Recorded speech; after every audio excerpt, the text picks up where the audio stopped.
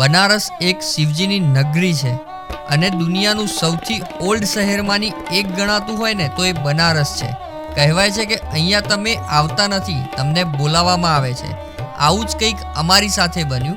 અચાનક જ પ્લાન બને છે બનારસ ફરવા જવાનો અને અમે ટ્રેનની ટિકિટ બુક કરાવીને નીકળી જઈએ છીએ બનારસ જવા માટે.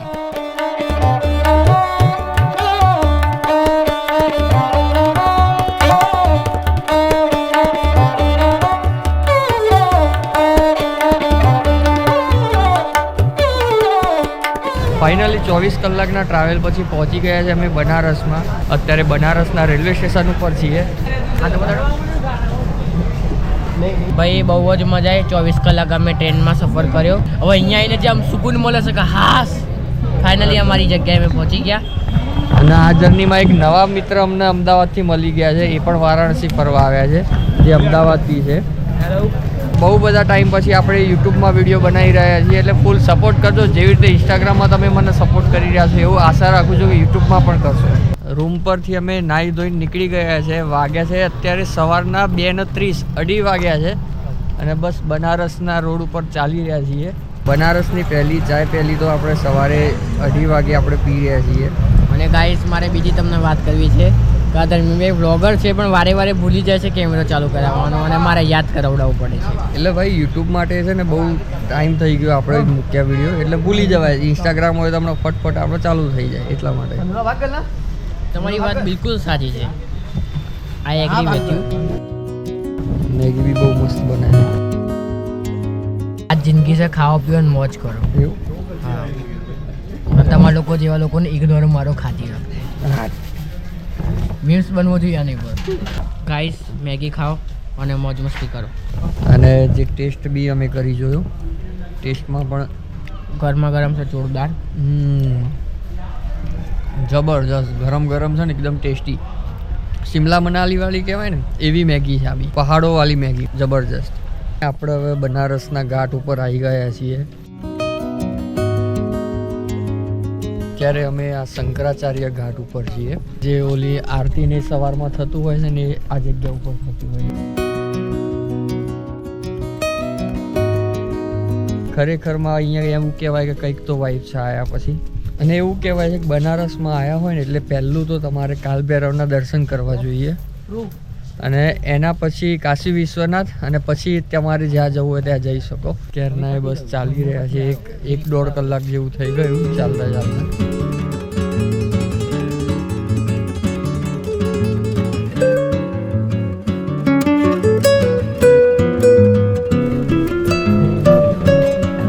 સવારના 6 વાગ્યા છે અને કાલભૈરવના દર્શન કરી લીધા છે. બહુ સારું. 2 કલાક ઊભા રહ્યા અને પછી દર્શન થયા હતા. પણ એ 2 કલાક ઊભા રહેવાનો આનંદ હતો એ જરાય થાક ના લાગ્યો બીકોઝ ઓફ દાદા. એક વાર તો જરૂરથી આવવું જ પડે. અગર બનારસ નહીં આવે તો ક્યાં આવે. આ છે આખું પંચગંગા ઘાટ કહેવાય છે આ એરિયાને. ત્યાંથી બોટ જઈ રહી છે.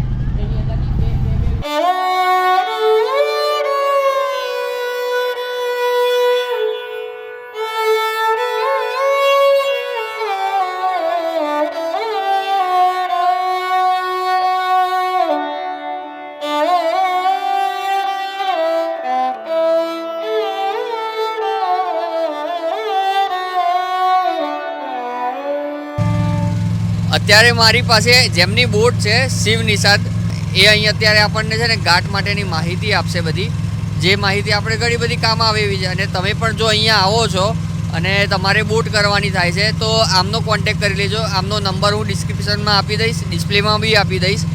કેમ કે છે ને બોટિંગની સાથે સાથે અહીંયા તમને ઇન્ફોર્મેશન બી આપશે, એટલે ગાઈડ પણ બની જશે. એટલે તમને અહીંયાના જેટલા બી ઘાટ છે ને એની પૂરેપૂરી માહિતી પણ મળી રહેશે. देखिए जो घाट है बनारस माना जाता है सबसे प्राचीन शहर में है, जो कि भगवान शंकर की नगरी है और उनके द्वारा ही बसाई गई है. तो यहाँ पे जो घाट है बहुत पुरानी घाट है और हम यहाँ पे भैया के साथ बोट राइड कर रहे हैं और साथ में गाइड कर रहे हैं. मणिकर्णिका से 80 घाट की हमारी टूर हो रही है, जिसके बीच में 44 घाट इंक्लूड है और 4 किलोमीटर का डिस्टेंस है. और इसके बीच में दशाश्वमेध घाट, चेत सिंह घाट, पंचकोट घाट, निषाद राज घाट, केदार घाट और जो भी प्राचीन घाटें हैं सब इसके बीच में आते हैं, जो कि हम आपको बारी बारी से समझाते हैं. ये देखिए सामने निषाद राज घाट है ये निषाद राज घाट है। भगवान राम को सरयू नदी पार कराने वाले निषाद राज जो केवट होते हैं उनका मंदिर है ऊपर में, इसलिए घाट का नाम है निषाद राज घाट। और उसके बाजू में है जैन घाट, ऊपर में जैन मंदिर है जैनों लोग का, इसलिए घाट का नाम पड़ा जैन घाट।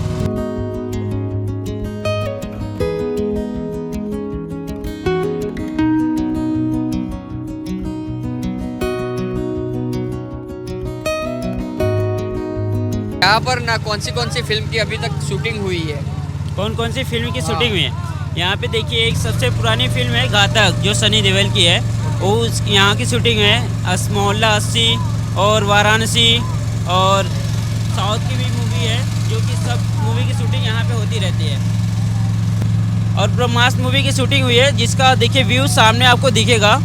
वो घाट का नाम है चेस्टिंग घाट पे। अच्छा, ये वाला वो फ्रंट पे, वो जो फ्रंट हाँ है वही हाँ, जगह जो राजमहल टाइप का है। बराबर।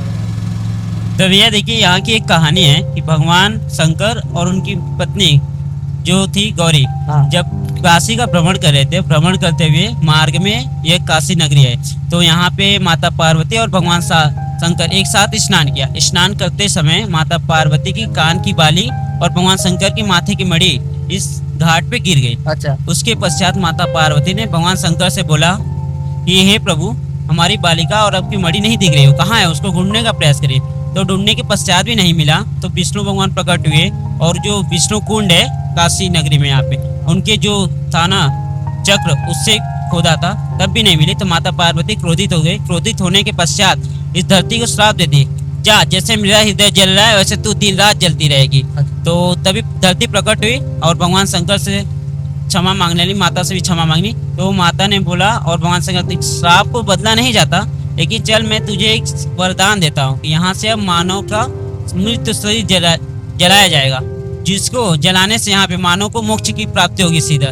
इसलिए यहाँ पे दिन रात चिता जलती रहती है और मानव शरीर आती रहती है, क्योंकि माना जाता है यहाँ पे जलाने से मोक्ष की प्राप्ति होती है। इसलिए दूर दूर से देश विदेश से भी लोग यहाँ पे आते रहते हैं। और चिता ना बुझने का कारण यही है कि श्राप उनको मिला था कि दिन रात तो जलती रहेगी। इसलिए यहाँ बाढ़ हो, गर्मी हो, सर्दी, कोई भी मौसम है, उससे कोई भी इफेक्ट नहीं पड़ता। यहाँ पे चिता हमेशा जलती रहती है। बस यही राज है इसका। બોટ રાઈડ કર્યા પછી બનારસની ગલીઓમાં ફરતા ફરતા અમે નીકળી જઈએ છીએ બનારસના સૌથી ફેમસ સ્ટ્રીટ ફૂડ ટ્રાય કરવા માટે, અને આ છે અમારું સૌથી પહેલું લોકેશન, બ્લુ લસ્સી શોપ। ભાઈ આ લસ્સી છે ને એ દેશ વિદેશના લોકોમાં પણ ફેમસ છે, અને અહીંયા જે પણ કોઈ આવે ને એમને ટેસ્ટ સારો લાગે ને એના રિવ્યૂ પણ અહીંયા દિવાલમાં લગાડેલા છે। આપણે મંગાવી છે મિક્સ ફ્રૂટ લસ્સી, એનો આપણે ટ્રાય કર્યો ભાઈ, જે હતી ને ટેસ્ટમાં જબરદસ્ત, એક નંબર, મજા આવી ગઈ। અને હવે આપણે જઈશું બનારસનું સૌથી ફેમસ મલાઈઓ ખાવા, કેમ કે એવું કહેવાય કે બનારસ આવ્યા હોય ને જો અહીંયાનો મલાઈઓને ટ્રાય ના કર્યો હોય ને તો ભાઈ બીજું કંઈ નથી કર્યું।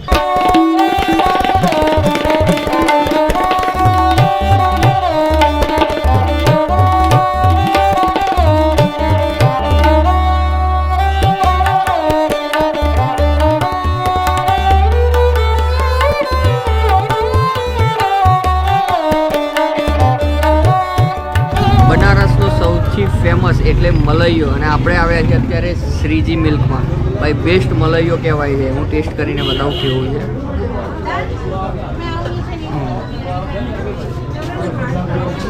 જબરજસ્ત, ફૂલ્લી રિકમેન્ડેડ, આ ખવાય ને ખવાય।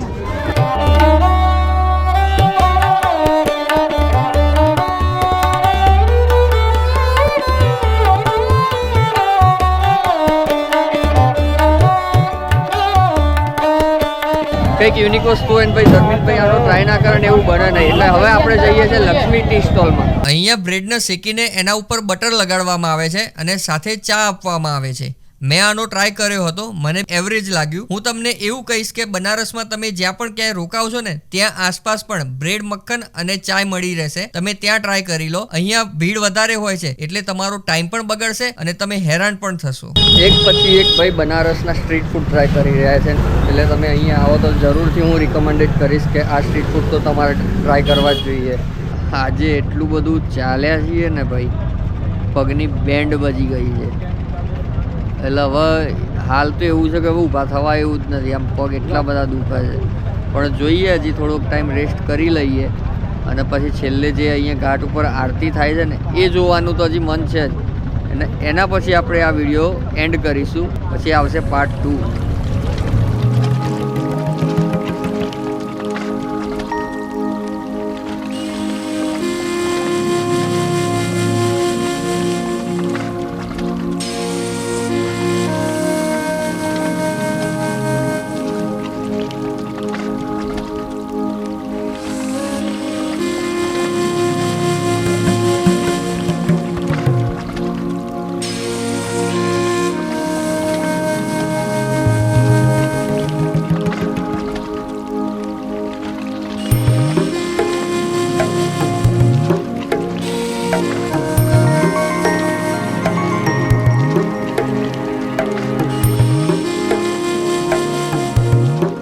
ઘાટ ઉપરની આરતી કરીને ભાઈ હવે સૂઈ ગયા હતા, કેમ કે બહુ જ થાક્યા હતા. ખાલી એની વિડીયો ક્લિપ મેં આપી દીધી છે, જે તમે એમાં જોઈ શકો છો. અને આજનો વિડીયો આપણે અહીંયા જ પૂરો કરીએ છીએ. બાકી મળીએ હવે નેક્સ્ટ ડે, આપણે બનારસ ડે 2માં. બીજો વ્લોગ બહુ જલ્દી આવશે, એટલે સબસ્ક્રાઈબ ના કર્યો તો કરી લેજો, કેમ કે આના પછી પણ બીજી ટ્રીપો આપણે કરવાના છીએ અને તમે સપોર્ટ કરશો તો જ એ પોસિબલ છે. બાકી મળીએ હવે નેક્સ્ટ વિડીયો.